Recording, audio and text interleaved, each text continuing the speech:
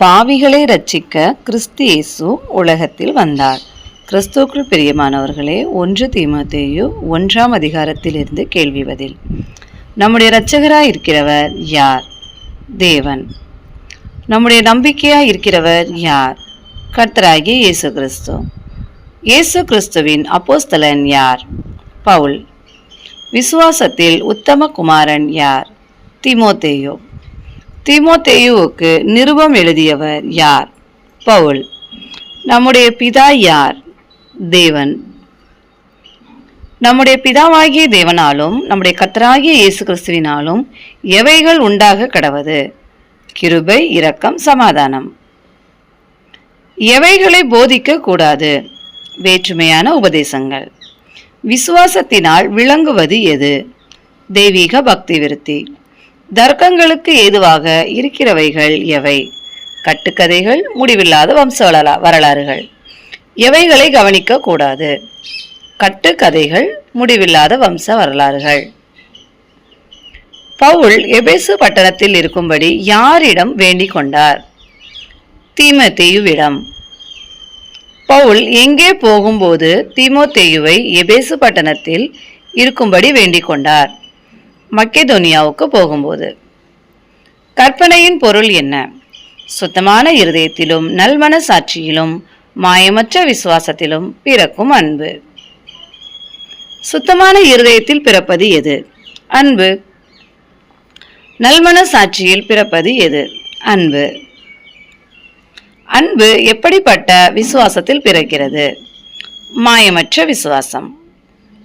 சிலர் எவைகளுக்கு இடம் கொடுத்து விலகி போனார்கள்? வீண் பேச்சு. சிலர் என்ன போதகராய் இருக்க விரும்புகிறார்கள்? நியாயப்பிரமாண போதகர். எப்படிப்பட்டவர்களாக இருந்தும் நியாயப்பிரமாண போதகர்களாய் இருக்க விரும்புகிறார்கள்? தாங்கள் சொல்லுகிறதும் இன்னதென்றும் தாங்கள் சாதிக்கிறது இன்னதென்றும் அறியாதிருந்தும். ஒருவன் எதை நியாயப்படி அனுசரித்தால் அது நல்லது. நியாயப்பிரமாணம். பிரமாணம் யாருக்கு விதிக்கப்படவில்லை? நீதிமானுக்கு. அக்கிரமக்காரருக்கு விதிக்கப்பட்டது எது? நியாயப்பிரமாணம். அடங்காதவர்களுக்கு விதிக்கப்பட்டது எது? நியாயப்பிரமாணம். பக்தி இல்லாதவர்களுக்கு விதிக்கப்பட்டது எது? நியாயப்பிரமாணம். பாவிகளுக்கு விதிக்கப்பட்டது எது? நியாயப்பிரமாணம்.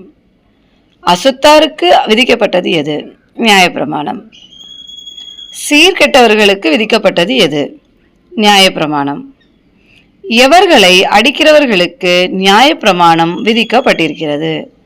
தாய் தகப்பன்மாரை அடிக்கிறவர்களுக்கு. கொலை பாதகருக்கு விதிக்கப்பட்டது எது? நியாயப்பிரமாணம். வேசி கள்ளருக்கு விதிக்கப்பட்டது எது? நியாயப்பிரமாணம். ஆண் புணர்ச்சிக்காரருக்கு விதிக்கப்பட்டது எது? நியாயப்பிரமாணம். மனுஷரை திருடுகிறவர்களுக்கு விதிக்கப்பட்டது எது? நியாயப்பிரமாணம். பொய்யருக்கு விதிக்கப்பட்டது எது? நியாயப்பிரமாணம். பொய் ஆணை இடுகிறவர்களுக்கு விதிக்கப்பட்டது எது? நியாயப்பிரமாணம். மகிமையான சுவிசேஷம் யாருடையதா இருக்கிறது? நித்தியானந்த தேவனுடையது. ஆரோக்கியமான உபதேசம் யாருக்கு ஒப்புவிக்கப்பட்டது? பவுலுக்கு. எந்த உபதேசத்திற்கு எதிரடையா இருக்கிற மற்றெந்த செய்கைக்கும் விரோதமாய் நியாய பிரமாணம் விதிக்கப்பட்டது? ஆரோக்கியமான. பவுலை பலப்படுத்தியவர் யார்? கர்த்தராகிய இயேசு கிறிஸ்து. கர்த்தராகிய இயேசு கிறிஸ்து யாரை உண்மையுள்ளவன் என்றெண்ணினார்? பவுலை. பவுலை உண்மையுள்ளவன் என்றெண்ணி ஊழியத்திற்கு ஏற்படுத்தினவர் யார்? கர்த்தராகிய இயேசு கிறிஸ்து. பவுல் முன்னே கிறிஸ்துவை என்ன செய்கிறவராக இருந்தார்? தூஷிக்கிறவனும் துன்பப்படுத்துகிறவனும் கொடுமை செய்கிறவருமாய் இருந்தார். அறியாமல் டேஷ் அப்படி செய்தபடியால் இரக்கம் பெற்றேன், அவிசுவாசத்தினாலே செய்ததினால். கர்த்தரின் கிருபை பவுலிடத்தில் எப்படி பரிபூரணமாய் பெருகிற்று? கிறிஸ்து இயேசுவின் மேலுள்ள விசுவாசத்தோடும் அன்போடும் கூட. கர்த்தரின் கிருபை கிறிஸ்து இயேசுவின் மேலுள்ள விசுவாசத்தோடும் அன்போடும் கூட பவுலிடத்தில் டேஷ் பெருகிற்று, பரிபூரணமாய். கிறிஸ்து இயேசு உலகத்தில் ஏன் வந்தார்? பாவிகளை ரட்சிக்க. பாவிகளை ரட்சிக்க கிறிஸ்து இயேசு உலகத்தில் வந்தார் என்கிற வார்த்தை எதற்கு பாத்திரமும் ஆனது? எல்லா அங்கீகரிப்புக்கும். உண்மையானது எது? பாவிகளை ரட்சிக்க கிறிஸ்து இயேசு உலகத்தில் வந்தார் என்கிற வார்த்தை. பாவிகளில் பிரதான பாவினான் என்றவர் யார்? பவுல். எதை அடையும்படி இனிமேல் இயேசு கிறிஸ்துவின் இடத்தில் விசுவாசமாயிருக்கிறவர்களுக்கு பவுல் திருஷ்டாந்தரம் ஆனார்? நித்திய ஜீவன்.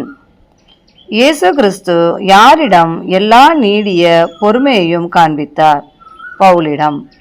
இயேசு கிறிஸ்துவால் இரக்கம் பெற்றவர் யார்? பவுல். நித்தியமும் அழிவில்லாமையும் அதர்சனமும் உள்ள ராஜனுமாயிருப்பவர் யார்? தேவன். யாருக்கு கனமும் மகிமையும் சதா காலங்களிலும் உண்டாயிருப்பதாக என்று பவுல் கூறுகிறார்? தேவனுக்கு.